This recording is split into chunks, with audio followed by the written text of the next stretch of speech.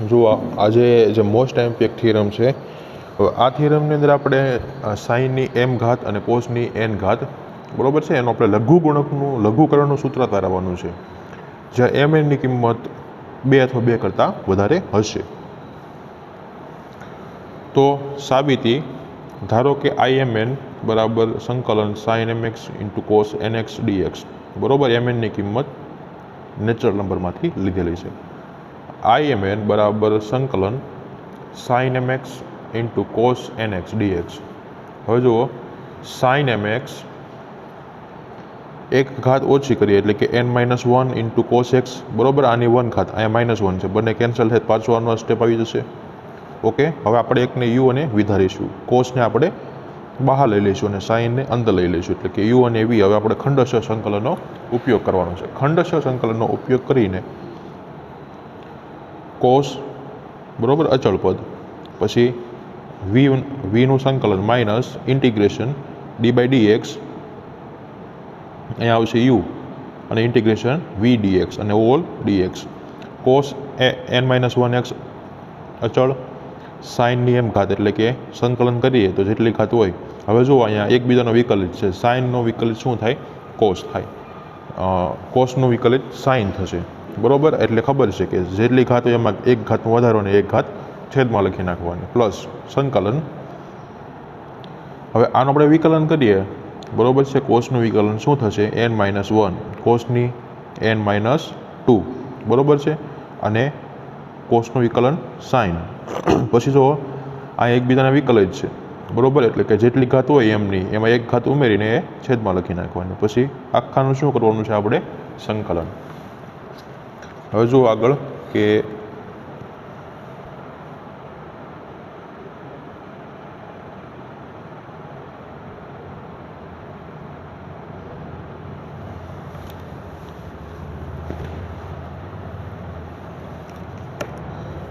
જે આપણને કીધેલું છે કે હવે સંકલન કરીશું, પરંતુ આમાં જુઓ કે n-1 ઘાત જે છે બરાબર, n-1 ઘાત આવડીએ, n-1 ઘાત, n-1 અને m+1 બરાબર, તે ક્યાં આવશે?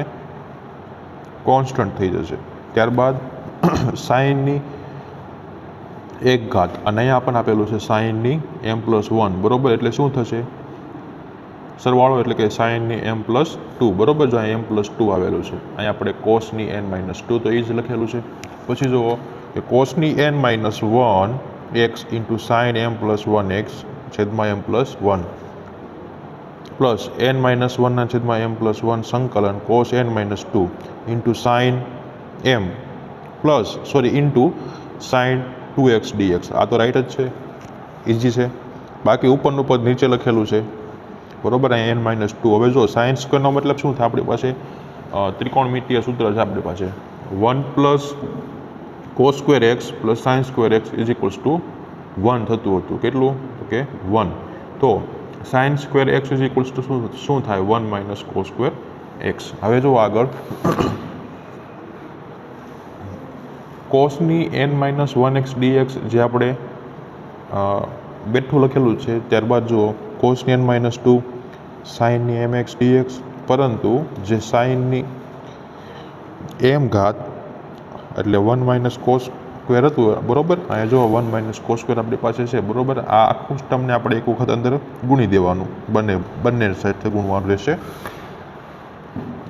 એટલે આ રીતનું કંઈક મળશે આપણને. હવે જો IMN બરાબર કોસની n-1x સાઇન mx m+1x છેદમાં m+1 પ્લસ n-1 m+1. હવે આને કહેવાય છે m તો એમ જ રહેશે, કોમા n-2 માઇનસ m-1 છેદમાં m+1 i, એટલે ઇન્ટિગ્રેશન m અને n. પછી જો IMN, આ જે પદ આપણું છે IMN વાળું, તે ડાબી બાજુ આવશે, એટલે કેવું થશે? માઇનસનું પ્લસ થઈ જશે. બાકી આ જે પદ છે આપણું એ બેઠે બેઠું લખી નાખવાનું છે. IMN કોમન કાઢતા તો 1 પ્લસ n+1 છેદમાં m+1 આવશે. બાકી આ તો જેમનું છે તેમનું તેમ જ રહેશે. હવે જુઓ આપણે લસા લઈ લેવાનો છે. લસા લઈશું એટલે આ રીતનું મળશે. m+1 ને 1 સાથે ગુણી દેવાનું, આખાના છેદમાં m+1. બાકી ઉપરનું પદ નીચે લખેલું જ છે. +1 - 1 કેન્સલ થઈ જશે એટલે m+n ના છેદમાં m+1. બાકી ઉપરનું પદ નીચે લખેલું જ છે. પછી આગળ જુઓ, સંકલન sin x cos x dx નું આપણી પાસે સૂત્ર હતું, તે જે આપણે આગળના એક થિયરીમાં આપણે કરેલું હતું, બરાબર. ડાયરેક્ટ એ સૂત્ર આપણે લખેલું છે. હવે એ જ આપણી પાસે સૂત્ર હતું, બરાબર, એ આની જેવું જ થશે, સેમ ટુ સેમ, બરાબર. આ ઉપરથી નીચે એ જ સૂત્ર આવેલું છે એટલે એની ઇક્વેશન નંબર આપણે 1 આપી દીધેલું છે. હવે લઘુકરણના જે આપણે કેસ યુગ્મ અને અયુગ્મવાળા કેસ લેતા હતા, બરાબર, હવે તે સ્ટાર્ટ કરીશું.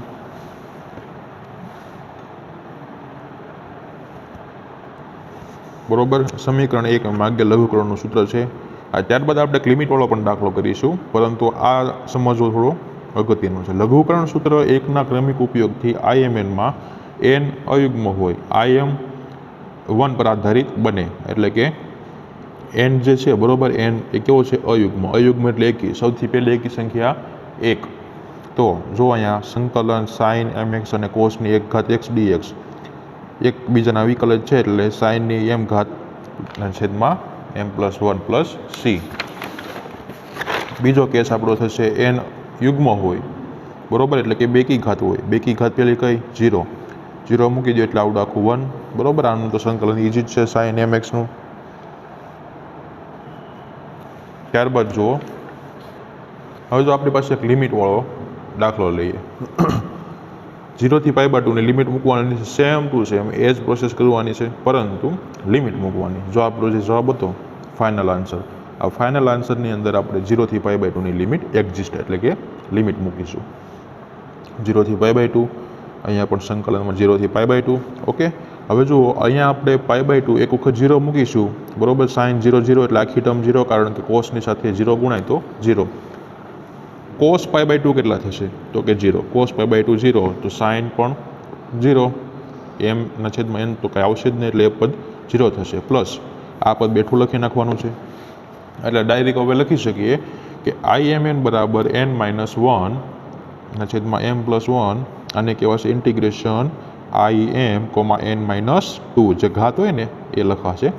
એને ઇક્વેશન નંબર 1 કહી દીધું. ત્યારબાદ આગળ જ્યાં IMN બરાબર 0 થી π/2, 0 થી π/2, બરોબર છે. અને આપણે શું કહીશું?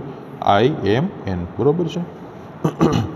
હવે આપણી પાસે IMN2 બરાબર શું? આપણે IMN-2 કહીશું, અને એના બરાબર આપણી પાસે જે આ કિંમત છે ત્યાં લખેલી છે, બરોબર. હવે જુઓ, IM, n-2 ને આપણે શું કહી શકીએ? n-3, m+2, m+n-2, IM, n-4. હવે ત્યારબાદ જે આવશે n-6 આવશે, બરોબર છે. પછી 8 આવશે, એટલે કે બેકી ઘાતમાં આવશે. ઇક્વેશન 1, 2 અને 3 પરથી, ઇક્વેશન 1, 2 અને 3 પરથી જો n અયુગ્મ હોય, બરોબર. હવે આપણે કેસ સ્ટડી કરવાની છે. જો n કેવો હોય? અયુગ્મ. સૌથી પહેલી અયુગ્મ સંખ્યા 1, બરોબર છે. તો આપણે સમીકરણ 1માં n ની કિંમત 1 મૂકી દઈશું, બરોબર છે. n ની કિંમત 1 મૂકીશું, બરોબર. આ સમીકરણમાં અહીંયા, બરોબર, n ની કિંમત 1 મૂકીએ તો IM, 3, બરોબર, 1 છે એટલે અયુગ્મ છે.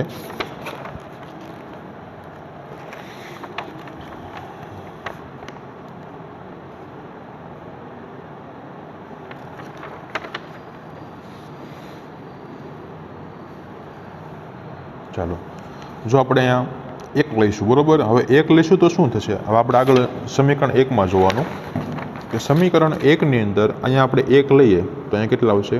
1 - 2 એટલે -1 આવશે. તો માઇનસમાં તો આપણને કિંમત મળશે નહીં. તો 1 પછીની બીજી એકી સંખ્યા કઈ? 3, બરોબર. તો આપણે 3 મૂકીશું. 3 - 2 એટલે કેટલા થશે? 1. અહીંયા કેટલા મૂકીશું આપણે? 3. અહીંયા કેટલા મૂકીશું? 3. અહીંયા કેટલા મૂકીશું? 3, બરોબર છે. જુઓ, આવી ગયું 3, અહીંયા માઇનસ થતું હતું એટલે કે 2, અહીંયા 3 અને અહીંયા 1. ઓકે. હવે n યુગ્મ હોય, n યુગ્મ એટલે કે પહેલી યુગ્મ સંખ્યા છે 0 બરાબર. હવે 0 મૂકીશું તો શું થશે? 0 મૂકીશું તો શું થશે? 0 મૂકીએ બરાબર તો -2 આવશે. જો સમીકરણ 1માં જુઓ કેટલા આવે છે આપણે અહીંયા -2 આવે છે. 2 - 2 એટલે 0 થઈ જશે બરાબર, એટલે એ થવું પડે નહીં. તો અહીંયા કેટલા મૂકીશું આપણે? અહીંયા 0 મૂકી, અહીંયા 0 મૂકીએ તો કેટલા આવશે? -2 આવશે. એટલે અહીંયા કેટલા મૂકવા પડશે? 2 2 - 2 એટલે 0. 0 હાલશે પણ માઇનસમાં હાલશે નહીં. એટલે કેટલા થશે? 0. એનની કિંમત આપણે 2 લીધી હતી બરાબર છે. હવે સમીકરણ 1ના ઉપયોગથી કેસ નંબર 1, એન કેવો હોય? અયુગ્મ હોય. જો એન અયુગ્મ હોય બરાબર, એન કેવો હોય? અયુગ્મ. તો એના માટે IMN m plus n n-1 m plus n-2 n-3. હવે જુઓ આપણે અહીંયા તમે જોશો ને તો તમને ખ્યાલ આવશે થોડો. જુઓ ડાયરેક્ટ અહીંયા જુઓ સમીકરણ નંબર 3માં m plus n n-1 into m n-3 છેદમાં m પ્લસ n-2. ઉપર જુઓ 1 3 5 એટલે કે એકી સંખ્યા, નીચે જુઓ બેકી એટલે બાદ થાય છે. 0 -2 -4 -6 બરાબર, આ રીતે ચાલતું હશે. હવે આપણે અયુગ્મ લેવાનું છે બરાબર છે. અયુગ્મ માટે જો n કેવો હોય? અયુગ્મ. ત્યારબાદ બીજો કેસ લઈશું, n કેવો હોય? યુગ્મ. IMN બરાબર n-1 સૂત્ર જ છે, બીજું કાંઈ છે નહીં. છેલ્લે શું આવશે? IM(1) બરાબર છે. કોના માટે? અયુગ્મ માટે. અયુગ્મ માટે છેલ્લું પદ કયું આવશે? આપણું m1 વાળું આવડું બરાબર છે, છેલ્લું પદ આવશે. એટલે છેલ્લું પદ લખ્યું. અને જો યુગ્મ હોય તો આપણું છેલ્લું પદ કયું થશે? બરાબર, આજે તમને નોટેશન કરું છું, દર્શાવું છું એવું. પરંતુ IM1 ની કિંમત પણ આપણે લાવવી પડશે. IM1 ની કિંમત બરાબર, IM1 ની કિંમત લાવવા માટે 0 થી π/2 sin mx dx into cos x dx બરોબર છે. આ dx નો લખો તો ચાલશે, છેલ્લું લખી નાખવાનું. વિકલિત છે એકબીજાના, એટલે કે m+1/m+1. હવે લિમિટ મૂકી દઈશું. લિમિટ મૂકી દઈએ બરોબર. સૌથી પહેલાં upper limit minus lower limit. કેટલા આવશે? sin π/2 1 માઇનસ sin 0 0 એટલે કે 1/m+1 બરોબર. આ જે કિંમત આપણે આવી એને આપણે ક્યાં મૂકીશું? અહીંયા મૂકીશું IM(1) બરોબર. જો આપણે કિંમત મૂકી દીધી. ત્યારબાદ પહેલો કેસ તો હતો આપણો અયુગ્મવાળો. બીજો કેસ થશે આપણો યુગ્મવાળો.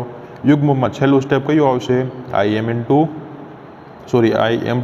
અને IM2 બરાબર આ કિંમત આપણે લખી શકીએ, જેમાં IM અને 0ની કિંમત આપણે મેળવવાની રહેશે. જો આપણે IM0ની કિંમત મેળવીશું કેસ નંબર 2માં યુગ્મ માટે, તો cos 0 એટલે કે 0 cosની 0 ઘાત એટલે 1 સાઇનની mx બરોબર dx.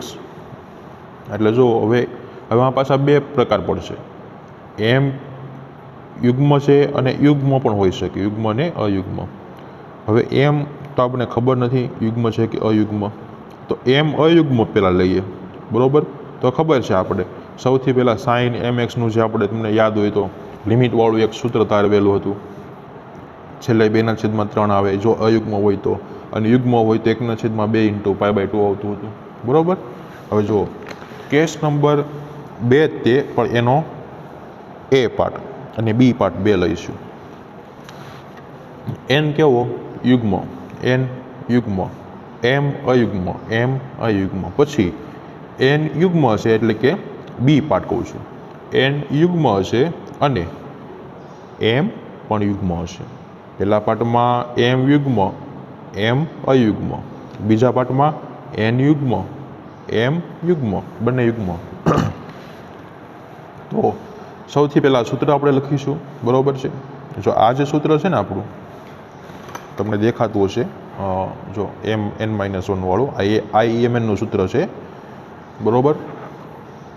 સૌથી પહેલાં યુગ્મ માટેનું સૂત્ર લખવાનું IMNમાં બરાબર.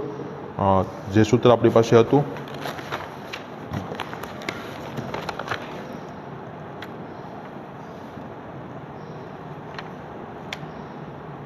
આ સૂત્ર બરાબર છે, આ જે સૂત્ર છે ને બરાબર એ આખું આખું લખવાનું બરાબર. આ છેલ્લે 1/2 આવશે આપણું, જે લખેલું નથી પણ એની કિંમત આવશે આ 1 2 પ્લસ એમ પછી IMN0 અને IMN0 એટલે કે 0 થી π/2 બરાબર.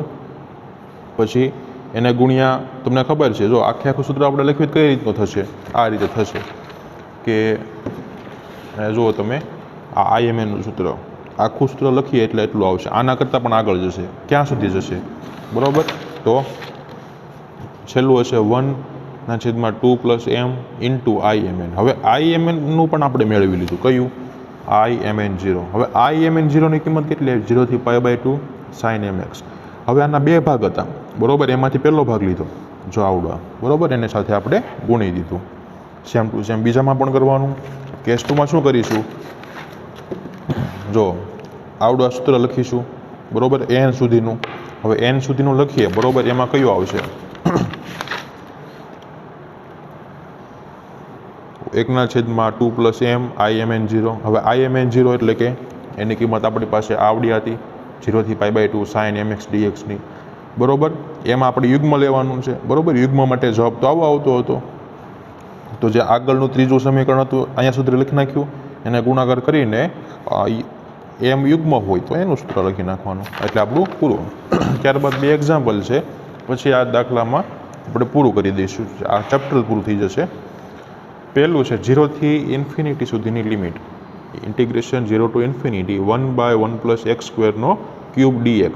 હવે જુઓ તમને ખબર છે 1 પ્લસ એક્સ સ્ક્વેર એટલે કે 10નું સૂત્ર હોય 1/1 પ્લસ એક્સ સ્ક્વેર. આ ઘાત ઘડીક ભૂલી જવાની એટલે શું થશે 10નું સૂત્ર બને. તો x બરાબર હું 10 ધારી લઉં તો શું આવે 1 પ્લસ 10 સ્ક્વેર એક્સ, એટલે 1 પ્લસ 10 સ્ક્વેર એક્સ થઈ જશે ને, એક્સ મૂકું તો. અને જો એક્સનો આપણે ડેરિવેટિવ કરીશું તો સેક સ્ક્વેર એક્સ dx થશે, સોરી થીટામાં sec square theta d theta થશે. હવે એક્સ બરાબર હું અહીંયા કેટલા મૂકું 0, તો થીટાની કિંમત 0 આવશે. એક્સ બરાબર ઇન્ફિનિટી મૂકું તો tan ઇન્ફિનિટી ક્યારે થશે π/2a. હવે આપણે લિમિટ એડજસ્ટ કરી દઈએ, 0 થી π/2ની લિમિટ થશે 0 થી π/2ની 1/1 પ્લસ એક્સ સ્ક્વેર એટલે કે 10 સ્ક્વેર એક્સ અને ક્યુબ dx બરાબર sec square theta d theta. Okay, બધી કરી દીધી કિંમત. હવે સોલ્યુશન કરીશું. 1 પ્લસ 10 સ્ક્વેર એટલે સેક સ્ક્વેર થીટા બરાબર, અને અંશમાં સેક સ્ક્વેર થીટા છે. આ 3 ઘાત છે એટલે અહીંથી આખાની 1 ઘાત હશે અને 3 ઘાત છે, કેન્સલ થશે એટલે છેદમાં 2 ઘાત વધશે બરાબર. 2 ઘાત અને અંદરની 2 ઘાત એટલે ટોટલ થશે 4 ઘાત બરાબર. 1/છેદમાં સેક એટલે કોસ થશે એટલે કોસની 4 ઘાત થીટા d થીટા થશે. 0 થી π/2 કોસની 2 ઘાત છે એટલે છેલ્લે π/2 આવે અને મિનિમમ ઘાત છે 4, 4 3 2 1 ઇન્ટુ π/2 બરાબર આપણો આન્સર, એટલે 3π/16. Example number 2, I = 0 to a x⁴ a² - x² 3/2 dx. જુઓ 1 - x² બરાબર, તમને યાદ હોય તો 1 - sin² થાય એવું આપણે સૂત્ર ધારવાનું. અહીંયા a છે એટલે અહીંયા a વડે ગુણી દઈશું એટલે a કોમન થઈ જશે. a મૂકી દીધો અને sin થીટા x બરાબર a sin થીટા dx બરાબર a કોમન સાઇનનું કોસ થીટા d થીટા વિકલન. હવે x આપણે 0 મૂકીએ તો sin 0 લઈએ તો 0 અને x બરાબર બીજી કિંમત લઈશું આપણે a બરાબર, a લઈશું, આ છેદમાં આવશે એટલે a/a કેટલા થશે 1. તો sin 1 ક્યારે થશે જો આનું તમને લખીને બતાવી દઉં. એક્સની કિંમત 0 લઈએ બરાબર, એક્સની કિંમત 0 લઈએ તો 0 બરાબર sin, અહીં કેટલા આવશે આ a અને અહીંયા sin 0, કારણ કે 0 ભાગ્યા a એટલે 0 થશે એટલે અહીંયા કેટલા આવશે થીટા બરાબર 0. હવે આપણે a લઈએ બરાબર, x બરાબર કેટલા લઈએ a લઈએ તો a/a બરાબર sin અને થીટા બરાબર અહીંયા જો 1 થઈ જશે. સાઇન 1 ક્યારે હોય તો કે π/2a. તો આપણી પાસે થીટા કેટલા આવ્યા π/2. ઓકે, 0 થી π/2 ની લિમિટ આવશે. બાકી બધી વેલ્યુ આપણે x બરાબર આ વેલ્યુ આપણે મૂકી દઈશું a સ્ક્વેર ના a સ્ક્વેર x સ્ક્વેર બરાબર એટલે કે આનો વર્ગ થઈ જશે આખાનો અને 3/2 dx બરાબર a cos theta d theta બરોબર. એ સ્ક્વેર કોમન કાઢી નાખશું, સ્ક્વેર કોમન કાઢીએ બરોબર, પરંતુ એની 3 ઘાત થઈ જશે. કઈ રીતે તો કે આમાંથી સ્ક્વેર કોમન કાઢો એટલે કે 3/2. એને પણ કેટલી લાગે a સ્ક્વેરને 3/2. હવે એનો સ્ક્વેર અને એની ઘાત છે 3/2 બરોબર, એટલે કે 2 2 કેન્સલ થાય એટલે કેટલા આવશે 3. હવે અહીં કેટલા આવશે આપણી પાસે 3. એટલે જુઓ અહીં ટોટલ આપણી પાસે કેટલી ઘાત છે એની, આ એની કેટલી ઘાત થઈ 1 બરોબર છે, અને અહીંયા એની 4 ઘાત, આ 5 ઘાત, 6 અને 7 ટોટલ કેટલી ઘાત થાય છે એની 7 ઘાત થશે. કઈ રીતે અહીંયા 7 ને 8 થશે, એની 4 એની 3 એની 1 4 અને 3 7 ને 1 8 ઘાત. હવે જો એની 5 ઘાત એની 3 ઘાત કેટલી ઘાત થઈ ગઈ 8 ઘાત, 5 ને 3 8. બાકી જો બધું સેમ ટુ સેમ જ છે, કોઈ ચેન્જીસ નથી. હવે સાદુરૂપ આપીશું 0 થી π/2 એની 8 ઘાત sin⁴ થીટા અને cos⁴ થીટા d થીટા. એની 8 ઘાત તો કોમન આવી જશે 0 થી π/2 ની લિમિટ sin⁴ થીટા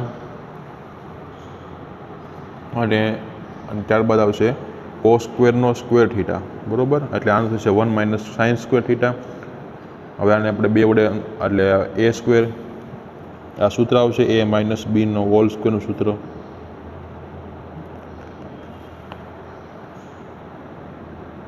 બરોબર. આ સૂત્રનો આપણે ઉપયોગ કરીશું, એટલે આમાં ઉપયોગ કરી દીધો જુઓ. ત્યારબાદ એની 8 ઘાત 0 થી π/2 sin⁴ થીટા d થીટા અંદર ગુણી દેવાનું છે બધાને બરોબર છે. ત્યારબાદ જો સાઇનની કેટલી ઘાત છે 4 ઘાત છે, એટલે 2 કી ઘાત છે, એનો મતલબ કે છેલ્લે π/2 વડે ગુણાતું હોય. મેક્સિમમ 4 ઘાત 4 3 2 1 × π/2 -2 કોમન 2 કી ઘાત એટલે છેલ્લે π/2 2 કી ઘાત છેલ્લે π/2. બાકી તો π/2 બધામાંથી કોમન કાઢીને સાદુરૂપ આપી દીધેલું છે. એની 8 ઘાત બરોબર છે, એની 8 ઘાત × π/2 3 જો હવે આનામાંથી લસા લઈએ તો 8 3 - 5 એટલે -2. બાકી તમારે સાદુરૂપ આપી દેશો એટલે તમને આ ફાઇનલ આન્સર મળી જશે. અને અહીંયા આપણું આ ચેપ્ટર પૂરું થાય છે. આ ચેપ્ટરમાં કોઈને પણ ડાઉટ હોય તો મને મારા પર્સનલ નંબરમાં વોટ્સઅપ નંબરમાં તમે મેસેજ કરી શકો છો, સ્ક્રીનશોટ પાડી શકો છો, અને વધારે ન સમજ પડતી હોય તો પછી તમે મને કોલ પણ કરી શકો છો. ધન્યવાદ.